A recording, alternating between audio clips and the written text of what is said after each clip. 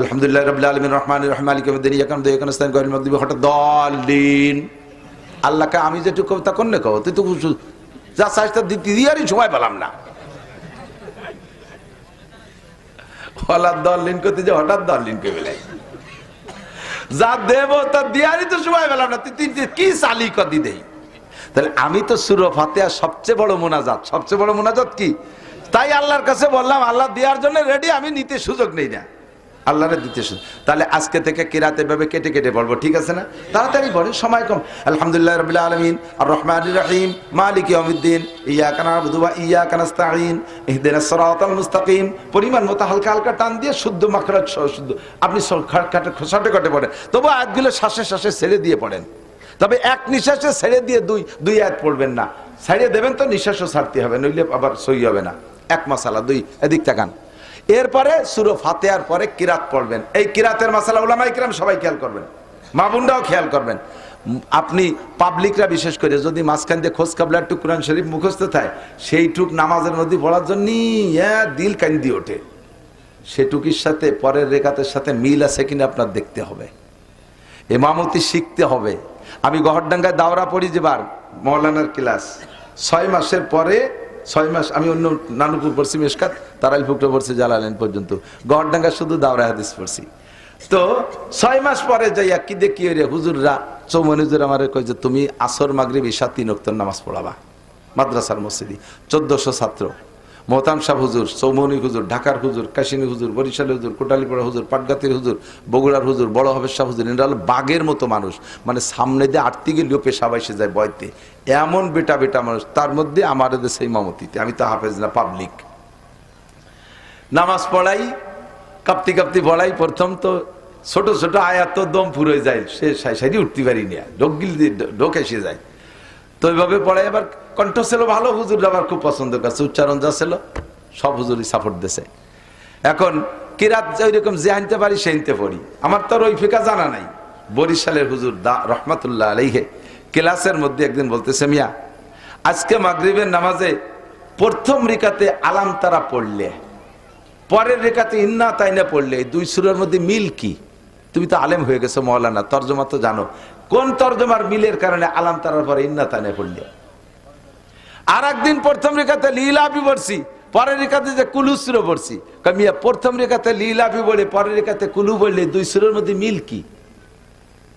তুমি পাবলিকই পড়ে, ভুল পড়ে বা যা করে যেটুক পড়ে, আল্লাহ সুযোগ দিয়েছে ফাকরা মা তায়াসসারা মিনাল কুরআন, যে কোনো জায়গাতে পড়লে নামাজ হবে। তো তুমি আলেম হয়ে এরকম গলমিল পড়ো কে?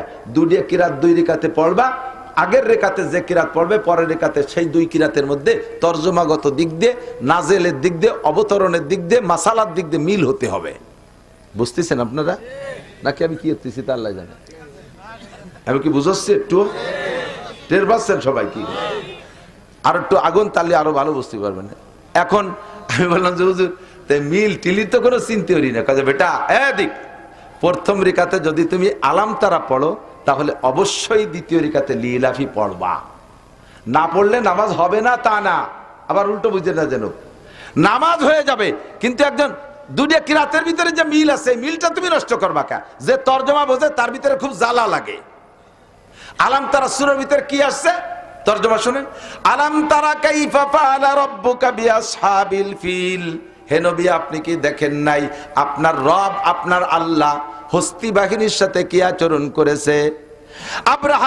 আব্রাহা ছিল কি বলে, আব্রাহা বাদশা কাবা ঘরকে ধ্বংস করার জন্য নবিয়া পাক দুনিয়া আসার আগেই নবিয়া পাকের চাচা দাদা যান খাজা আব্দুল মুত্তালেব হুজুরের দাদা, তার জিম্মায় ছিল কাবার চাবি। কুরাইশদের জিম্মায় কাবা ঘরের রক্ষণাবেক্ষণের দায়িত্ব ছিল। সে সময় নবীও দুনিয়া আসে নাই, আর মুসলমানদের তো কোনো গন্ধই নাই। কিন্তু কাবা ঘর সেই আগের থেকেই সম্মানী। কাবা ঘরের জিম্মাদারি ছিল কুরাইশদের কাছে। কাদের কাছে? কুরাইশদের কাছে। এই কুরাইশদের হাত থেকে কাবা ঘরকে ধ্বংস করে দিয়ে আব্রাহা তার এলাকায় কাবা বানাবে বলে সিদ্ধান্ত নিয়ে হাতি বাহিনী নিয়ে আসছে। আল্লাহ কয় ওয়া আরসালা আলাইহিম তায়রান আবাবিল, আমি উড়ন্ত পাখি এক ঝাঁক পাঠাই দিয়া, ওয়া আরসালা আলাইহিম তায়রান আবাবিল, পাখি পাঠাই দিয়েছি, তার মিহিম বিহিজারাতিম মিন সিজিল, ছোট ছোট পাথর মারছি, পাথরগুলো অ্যাটম বোমার মতো কাজ করছে। ফাজাআলাকুম কাসফিম মাকুল, তাদেরকে বানাই দিছি এমন হাতি সহ, কেমন যেন খাওয়া ধান, গাছ বা ধানের ভিতরে যদি গরু ছেড়ে দেন খাইয়ে পাড়ায় যেমন নষ্ট করে ফেলে, এই হস্তি বাহিনীকে তার বাহিনী সহ শেষ করে দিছি। এই যেন সূরা আলাম তারা এমন কয় যে এই বলছেন কথা বলছেন। তা এবার আল্লাহ কয় এই ঘটনাটা ঘটালাম কেন, এই হাতি বাহিনীর আর আব্রাহা বাহিনীকে ধ্বংস করলাম কেন? এ সময় তো কোনো নবীও নাই, রাসূলও নাই। লি ইলাফি কুরাইশ, এই কাজটা করছি হলো কুরাইশকে খুশি করার জন্য। এবার কি টের পাইছেন? তাহলে আলাম তারার ঘটনাটা ঘটাইছে কেন, সেই কেনটা বলতেছে লিলাফির ভিতরে। কাজে আমার আর দুইটা মিল সূরার মিল, তরজমাগত মিল যে পড়তে হলে আলাম তারা পড়া কোন সূরা পড়তে হবে?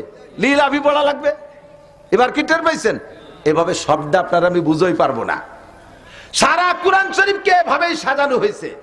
এই আয়াতের পরে এই আয়াত কেন, এই আয়াতের পরে এই আয়াত কেন? আমার হাফেজ সাহেবরা পৃষ্ঠা শেষ হলে রুকুতি চলে যায়, আমার পড়ানোর মধ্যে খস করে ওঠে। পরের পৃষ্ঠায় দুটি আয়াত রয়ে গেছে, একটা আয়াত রয়ে গেছে, ওই আয়াতটা যদি এই রুকুর মধ্যে পড়ে ফেলে তাহলে পূর্ণ একটা আলোচনা কমপ্লিট হয়ে যায়।